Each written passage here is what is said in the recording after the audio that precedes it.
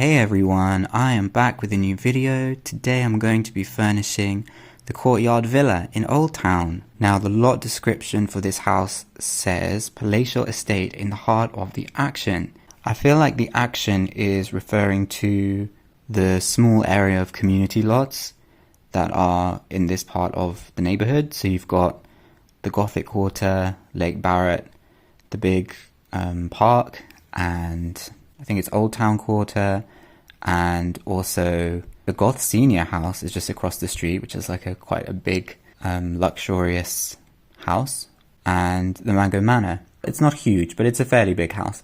So it does feel like this part of Old Town on this side of the river is quite grand and has quite a lot going on.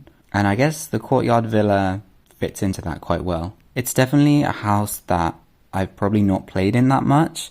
I think in part because it's not a starter home and your Sims have got to earn a little bit in the first instance to be able to afford the house as it is, which is empty. The amount of simoleons you'd need to furnish this off the bat nicely would probably be quite a lot. And I think another reason why I haven't really played in it that much, to be honest, is the floor plan. This is kind of a recurring theme that I've had with a couple of the other houses in Old Town I've been furnishing, namely the Meadowlark home, the Port Rouge Villa. They're like really nice houses in theory, but the floor plan kind of lets it down, or maybe the rooms are too big or not sized appropriately for what you need. But when you actually load up the house and look at it, it is kind of magnificent. I don't know, is that too dramatic?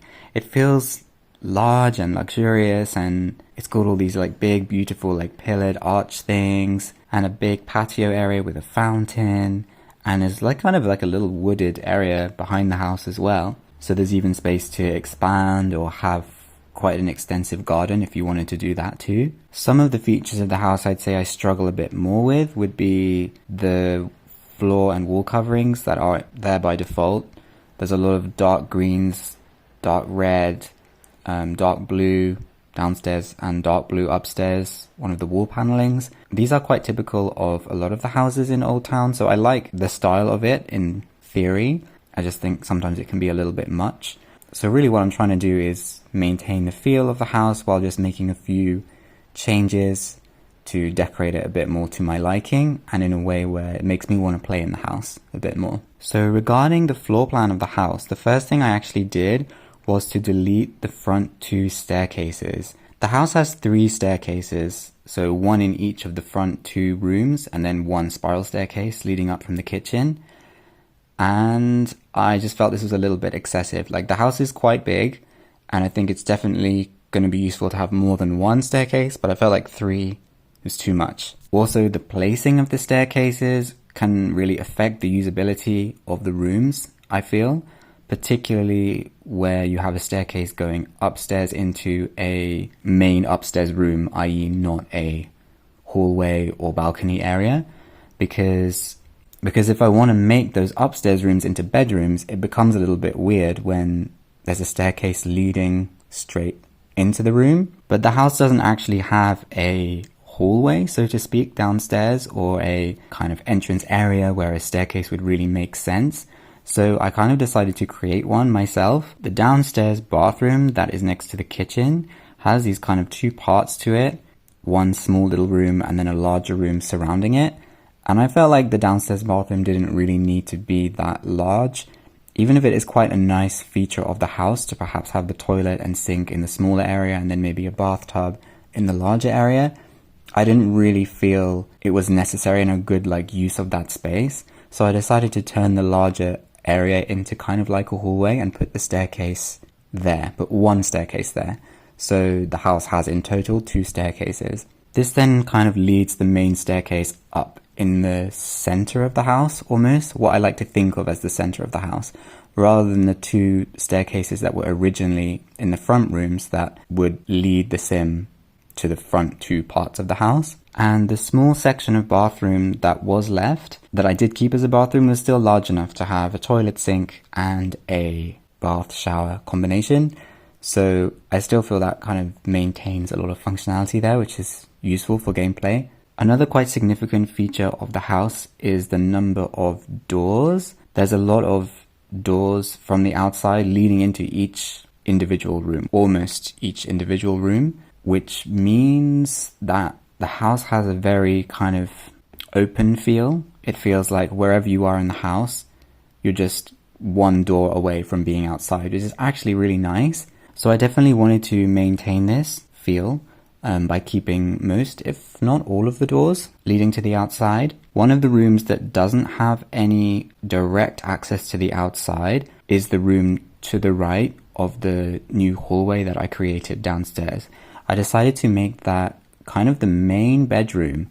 I felt like because maybe it's at the back of the house and it's a little bit more secluded, it almost feels like perfect for a bit of privacy and also very easy access into the kitchen and other living areas downstairs. So I put like the modern mission bed and some like quite like dark, elegant wood flooring in there, as well as a tiger rug, which I rarely use, but I just thought it would like add a little bit of extravagance, almost like ridiculous extravagance, which is nice to have a little bit of sometimes. I also added in another bathroom downstairs specifically for this bedroom, but I kind of decided to have like a Jack and Jill bathroom. I believe that's the right expression. Somebody on one of my previous videos mentioned that in the comments because I was calling it like, I don't know what I was calling it, when you have a bathroom that acts as an ensuite between two different bedrooms. So the other bedroom, sharing the bathroom, I decided to make just a single room, possibly for a guest or a friend or a family member staying over, or it could be for just an adult single member of the family.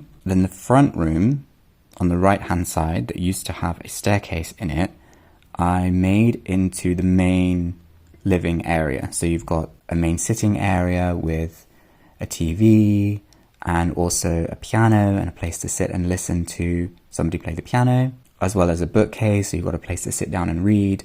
And I decided to keep the original dark red carpet and wood paneling in this room, even though maybe there is a little bit of a risk of it being a bit too dark or serious. I still want to try and maintain the feel of the house. The flooring and the wallpaper for the kitchen, however, I definitely did not want to keep the same. I tried a lot of different possibilities for the flooring, lots of different tiles, wood floors, concrete floors, and I decided on a dark green tile, but not the same one that's used in the bathroom. So it's a slightly different shade of green, but I did use the green tiled counters that come with the base game. And then I used a nice light gold wall covering. So I feel like the severity of the bright black and white kitchen has been toned down, but the warmth of the kind of the dark greens and the golds, I don't know, it maintains some element of the spirit of the house. And then the kitchen I just kept pretty simple. I just added a pantry and a buffet table, the one that comes with the Superstar expansion, because I felt the colors went quite well with the kitchen. And then the next room down, naturally, is the dining room. I think that room, it made sense for it to be the dining room. It's got this dark green paneling, which seems quite serious and like a formal dining room. But I would expect a house of this size and splendor to kind of have a room like that. And I decided to keep the dark green paneling because I didn't want to change it. I don't know. I usually struggle using that wall covering, but I wanted to keep it this time. I did change the flooring as usual because I very rarely managed to use that the existing wood flooring that was in that room because it's a little bit too jarring for me most of the time. So I used the one that I also used in the hallway. And then I just added a stereo and a drinks cabinet, and I ended up putting a souvenir shelf in there as well. So if the Sims have been off to Vacation Island and they've brought some souvenirs back from the carnival, they can display them in the dining room. Then the front room, just next to the dining room, I decided was going to be like the main study area. Not study so much in the sense of earning skill points, but in the sense of using the computer. But I did put a bookshelf in there. I just imagine it would be the place that the head of the house would retire to after dinner. I've got to go to my study and read some books or have a cigar or something. That's the feel that I was getting from it. I decided I definitely needed to change the floor covering in the central patio area because the blue Bob and Betty Newby's kitchen floor tile was like a little bit too much. So I ended up going for this nice stone pattern that I also used in the Jack and Jill bathroom. And then came the issue of the upstairs.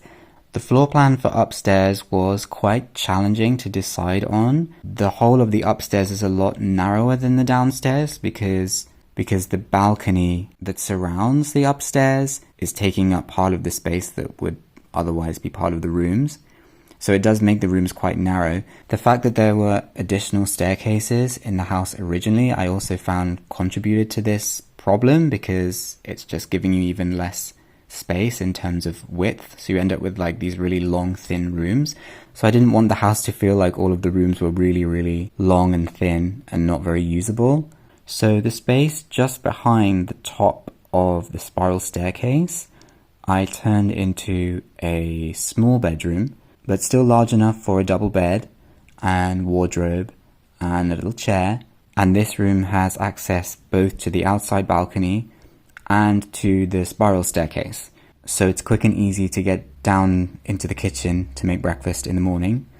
I decided not to put a door from this room into the main hallway at the back of the house where the other staircase is, because I just think it would be a little bit too invasive to have those 3 doors, and the thought of Sims walking through another Sims bedroom in order to go between staircases or to move throughout the house. I felt like I had to make some decisions in the name of privacy. Then I split the rest of the room at the top of the spiral staircase into 2 further rooms. So you've got kind of the main upstairs bathroom, which is not an ensuite for any particular bedroom, and it's quite a large bathroom with a standing shower and a separate large bathtub, and the only access to that bathroom is through that landing at the top of the spiral staircase, which you can then exit out through to the balcony and to other parts of the house. But I didn't want, loads of Sims walking through there when you've got other Sims trying to actually use the bathroom. And then the room behind that, so right at the front of the house, I turned into a small child's bedroom. I was initially going for kind of a purple and pink, green, forest, mystical theme. I don't know. I decided I didn't like that. And I went for a more like classic Sims 1, red, yellow and blue furniture set bedroom. But I did decide to have like a pinky purple bedroom elsewhere. So right in the opposite back corner of the house, I went for like a purple theme, purple pink bedroom theme. But I wouldn't necessarily say this bedroom would be for a child, although it could be. I think it would be more for another single adult Sim. But I used the black single bed that I think has Chinese characters on it. I really love that bed. And a little glass end table with a genie lamp and a purple dresser, pink, blue and black standing lamp with a black chair and my favorite swing bookshelf that I love to use. And then this bedroom I did decide would have an ensuite bathroom. Just a small one with a little terracotta feel and yellow counters. So it's not the main upstairs bedroom, but I think this could also be good for a guest room that just wants a little bit more privacy. And then the last main room that I really had to decorate was the long room just next to the purple bedroom with the dark red carpet and the dark blue paneling.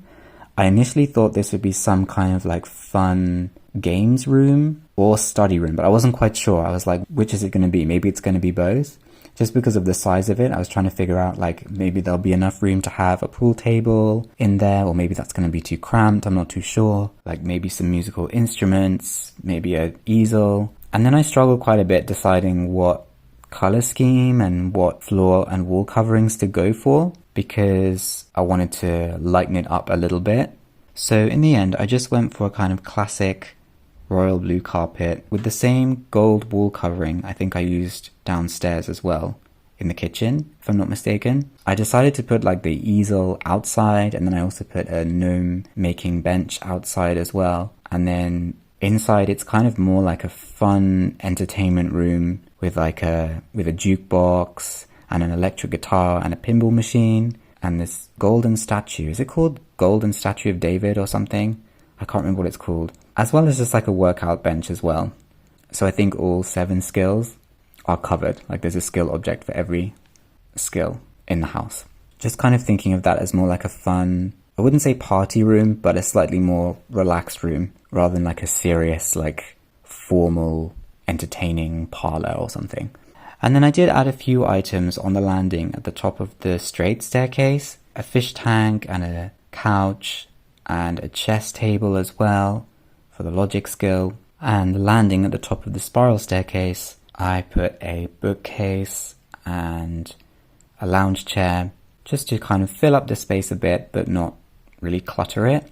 I think in total there's bed space for 7 Sims, so I could definitely imagine a large family living here, possibly multiple generations, possibly a grandparent with maybe one of their children and their spouse, and then their own children as well, or even some kind of like roommate situation. So some young adult Sims who've got some money together and they bought this large house, and maybe they're single, some of them are single, some of them are in relationships, because you've got like 2 double bedrooms, 2 single rooms, and then a kid's room. Maybe one of those Sims or couples has a child.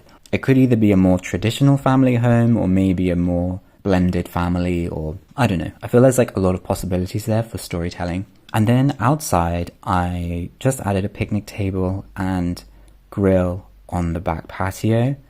And I also decided to put a wishing well in the forest. I don't know why. I feel like maybe that's like a secret of the house that maybe nobody knows about. Like, why is there a wishing well in the garden? Like, why is there a wishing well in a house like this? Like, does that mean anything? Like, I don't know. So that is my little refresh of the Courtyard Villa. I hope you've enjoyed. Feel free to leave any comments that you have about this house. I've made a playlist of all the other empty houses in Old Town I've been decorating, so I will leave a link to that in the description if you want to check out any of those other houses. Feel free to like this video and subscribe to the channel if you've enjoyed, and I will see you in another video really soon. Bye!